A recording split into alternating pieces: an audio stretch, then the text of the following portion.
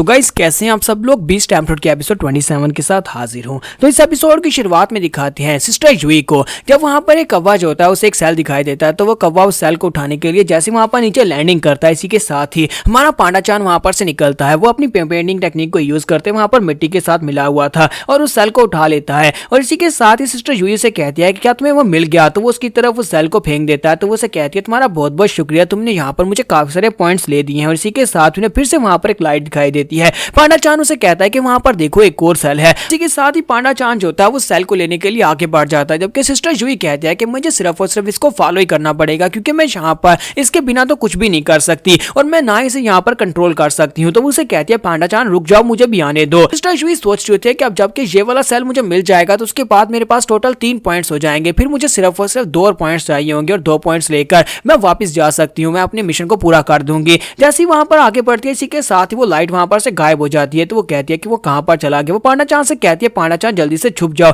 जल्दी से यहाँ पर आ जाओ, मुझे लगता है कि किसी ने यहाँ पर पहले से उस सेल को उठा लिया है। अगर हम लोग वहां पर जाएंगे तो हम लोग पकड़े जाएंगे। जबकि पांडा चान जो होता है वो उसके ऑर्डर्स को फॉलो नहीं करने वाला, वो काफी ज्यादा गुस्से वाला है, तो इसी वजह से वो उसे गुस्से के साथ देखता है। लेकिन सिस्टर जुई जो होती है वो अपने सेल के अंदर से वापस रखने की कोशिश करती है। वो कहती है कि जल्दी से वापस आ जाओ, लेकिन इसके बावजूद पांडा चान जो होता है वो उसकी स्पिरिचुअल रेंज से बाहर होता है और वो नहीं आ पाता। वो गुस्से के साथ उसकी तरफ देखता है। सिस्टर जुई कहती है अच्छा ठीक है तुम्हें जो करना है कर लो। और इसी के साथ ही दिखाते हैं कि वहां पर से 3 लड़कियां निकल कर आती हैं, जबकि सिस्टर जुई पहली जाकर छुप जाती है और कहती है मुझे लगता है कि यहाँ पर मुझे लड़कियों की आवाज आ रही है, ये एक से ज्यादा लड़कियां हो सकती हैं। तो वो तीनों लड़कियां वहां पर से निकलती हैं। तो वो पांडा को वहां पर देखकर काफी हैरान होती है और कहती है कि यहाँ पर एक पांडा क्या कर रहा है, क्या ये एक स्पिरिट मॉन्स्टर है जो यहाँ पर साइलेंट के ऊपर ही रहता है, लेकिन ऐसा कैसे हो सकता है। तो सिस्टर जुई कहती है कि ये काफी ज्यादा अजीब बात है कि उन तीनों लड़कियों ने अपने स्पोर्ट्स को अपने हाथ में पकड़ कर रखा हुआ है, उन्होंने अपने ब्रेसलेट्स के अंदर उन्हें एब्जॉर्ब क्यों नहीं करवाया। तो इस बात से काफी ज्यादा हैरान हो रही होती है। तो वो लड़कियां जो होती हैं वो कहती है कि अब हम लोग क्या करें। तो एक लड़की से कहते हैं कि हमारे पास और कोई रास्ता नहीं है, हमें यहाँ पर इस पांडा को हराना होगा, चलो जल्दी से अपने बीस्ट को निकालो। हम लोग अपने बीस्ट को निकालकर इसके साथ फाइट करेंगे और इसे यहाँ से डराकर भगा देंगे और उसके बाद हम लोग यहाँ पर से सेल कलेक्ट करेंगे।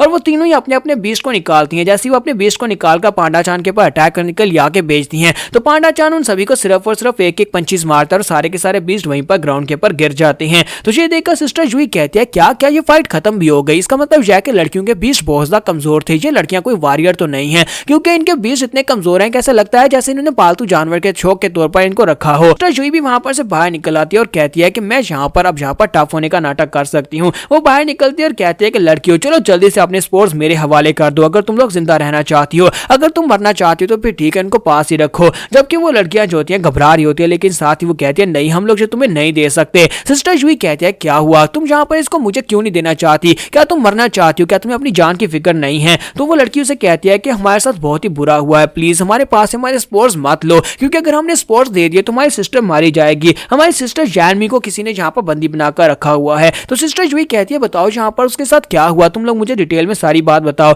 तो वो लड़कियां उसे सारी बात डिटेल में बताना स्टार्ट करती है और कहती हैं लड़कियां उसे कहती है कि हम लोग एक मॉडलिंग शो में आती हैं, एक मॉडलिंग शो चलाती हैं जहां पर हम लोग अपने बीस्ट को लेकर वहां पर मॉडलिंग करती है। लेकिन हमारे कमर्शियल मैनेजर ने कहा कि अगर हम लोग इस कंपटीशन में हिस्सा लेते हैं और कंपटीशन में हिस्सा लेकर किसी एक अच्छी स्पॉट को हासिल कर लेते हैं तो हमारी पब्लिसिटी बहुत ज्यादा बढ़ जाएगी और हमारे शो की रेटिंग भी बढ़ेगी। इसी वजह से हम लोग उसके झांसे में आकर यहाँ पर रजिस्ट्रेशन करवा ली, लेकिन हमें क्या पता था कि यहाँ पर इतना खतरनाक होने वाला है। पहले मिशन में हमें लगा कि सिर्फ और सिर्फ स्पोर्ट्स को कलेक्ट करना है, लेकिन इसी के साथ ही वहां पर एक कमीने क्लैन के लोग आ गए और कमीने क्लैन के लोगों ने हमारे ऊपर आकर अटैक कर दिया। उन्होंने सिस्टर लैनमी को किडनैप कर लिया, उन्हें वहां पर बंदी बनाकर रखा हुआ है और कहा कि अगर हम लोग यहाँ पर स्पोर्ट्स इकट्ठे करके उनके लिए नहीं लेकर आएंगे तो वो उसे मार डालेंगे। इसीलिए हम लोगों ने अपने स्पोर्ट्स को अपने हाथ में पकड़ कर रखा हुआ है ताकि हम लोग जल्दी से जल्दी जाकर उन्हें स्पोर्ट वापस कर सकें। हम लोग यहाँ पर बहुत ज्यादा घबराए हुए हैं, प्लीज बिग सिस्टर हमारी मदद कर दो ना, तुम्हारा पांडा चान काफी स्ट्रॉन्ग लगता है, क्या तुम हमारी मदद नहीं करोगी। सिस्टर जुई कहती है ये तो बहुत ही घटिया बात है, कोई यहाँ पर ऐसा कैसे कर सकता है, इतनी घटिया तरीके को कौन यूज कर सकता है कि किसी को बंदी बनाकर रखा जाए और धमकी देकर उनके पास ये सब कुछ करवाया जाए। तो वो लड़कियां उसके सामने भीख मांगना शुरू कर देती है और कहती है सिस्टर जुई प्लीज हमारी मदद कर दो, प्लीज हमारी मदद कर दो।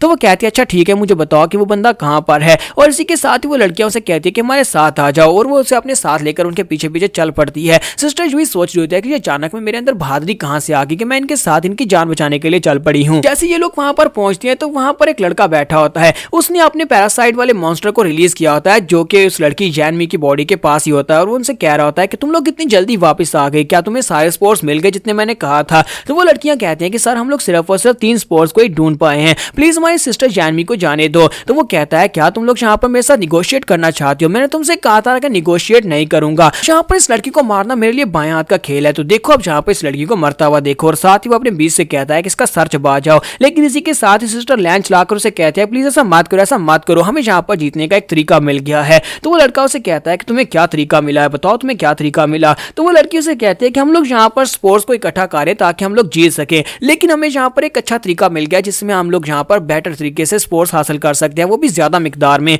तो वो कहता है चलो जल्दी से बताओ कि तुम क्या तरीका ढूंढ कर लाई हो। तो वो कहती है यहाँ पर मेरे हाथ की तरफ देखो। वो अपना हाथ सामने की तरफ करती है। तो वो लड़का जैसे उसके हाथ की तरफ देखता है, इसी के साथ ही पांडा चान उसके पीछे से निकलता है और साथ ही उसका बाजू पकड़ लेता है, साथ ही उसके बीच को भी पकड़ लेता है। वो उन दोनों को पकड़कर एक जबरदस्त रोड लगाता है। तो वो लड़का कहता है कि ये क्या तुम लोगों ने यहाँ पर मेरे साथ गेम खेली, जबकि वो लड़कियां कहती हैं कि हमारी सिस्टर बच गई, हमारी सिस्टर जैनवी बच गई। तो पांडा चांद जो होता है उसके बीच को वहां पर अपने पंजे में पकड़ता है, साथ ही उसके बीच के दो टुकड़े कर देता है और उसकी तरफ देखकर अब जबरदस्त दहाड़ लगाता है और उसे मारने लगता है। जबकि सिस्टर जुई चलाकर उसे कहती है पांडा चांद जल्दी से एक सबक सिखाओ। लेकिन इसी के साथ वो लड़का कहता है कि पहले जरा इस लड़की की गर्दन के पीछे तो देख लो, तुम लोग यहाँ पर मुझे सबक सिखाने के बारे में सोच रहे हो, लेकिन मैंने एक छोटे बीस्ट को पहले से इसकी गर्दन के ऊपर लगा रखा है। अगर मैं यहाँ पर मरूंगा तो ये लड़की भी नहीं बचेगी, ये पैरासाइट जो एक्सप्लोड हो जाएगा और इसकी गर्दन भी एक्सप्लोड हो जाएगी और यहीं पर मर जाएगी। ठीक है, साथ ही वहां पर उसको एक्टिवेट करता है तो उस लड़की को दर्द होना शुरू हो जाता है। जैन भी वहां पर चिल्लाना शुरू कर देती है और बाकी की लड़कियां भी घबरा जाती हैं। और इसी के साथ ही सिस्टर जुई जो होती है पांडा चांद से कहती है पांडा चांद रुक जाओ, लेकिन उसे पता है कि उसका पांडा जो है उसके ऑर्डर्स को फॉलो नहीं करता। तो पांडा चांद फिर से वहां पर उस लड़के के ऊपर गुस्से के साथ चिल्लाता है और उसे मारने लगता है। लेकिन सिस्टर जुई चिल्लाकर उसे कहती है मैंने कहा रुक जाओ, क्या तुम मेरी बात को सुन नहीं रहे। के साथ ही पांडा चांद को वहां पर रुकना पड़ जाता है, जबकि वो लड़का हंसना शुरू कर देता है और कहता है कि तुम लोगों ने तो यहाँ पर मुझे डरा दिया था, मुझे लगा कि मैं यहाँ पर मरने वाला हूँ, लेकिन अफसोस कि अब यहाँ पर तुम सभी लोग मरने वाली हो।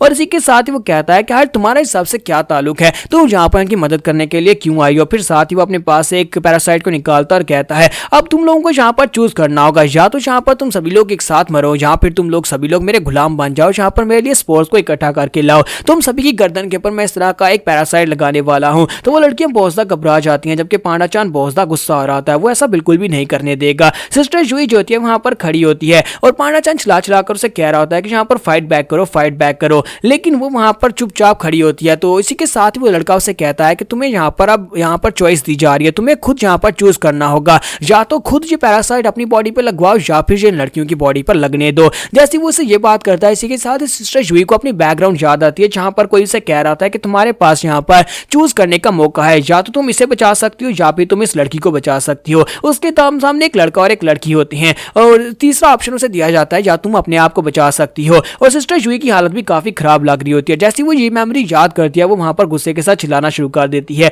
और इसी के साथ ही वहीं पर से बिल्कुल एक चुड़ैल की तरह उल्टी फ्लिप मारती है। उल्टी फ्लिप मारकर उसको पकड़ती है, उसको पकड़ने के साथ ही अपनी टांग में उसकी गर्दन को लपेटती है और साथ ही उसे कहती है मैं जुई टोंग कभी किसी के सामने कॉम्प्रोमाइज नहीं करूंगी, और साथ उसे अपनी टांग में देकर वहीं पर ग्राउंड के ऊपर पटक देती है। जब उसे ग्राउंड के ऊपर पटक देती है तो सिर्फ एक ही अटैक में उसकी मुंडी मरोड़कर उसको मार डालती है। यहाँ पर अचानक से सिस्टर जुई की बॉडी के अंदर क्या आ गया और जिन सभी लोगों के पास की क्या क्या मेमोरीज हैं कि यहाँ पर सभी लोग अपने अपने पास्ट को याद कर रहे हैं, जो तो हमें फ्यूचर में जाकर पता चल ही जाएगा। फिलहाल के लिए यहाँ पर इनके ऊपर से खतरा टल चुका है। इसके बाद अब यहाँ पर ल्यू फेंग बचा है, उसे देखना बाकी है कि वो यहाँ पर किस मुश्किल में पड़ा है। तो एपिसोड की एक्सप्लेनेशन अच्छी लगी हो तो कमेंट करके जरूर बताइएगा और वीडियो को लाइक करना मत भूलिएगा। Thank you.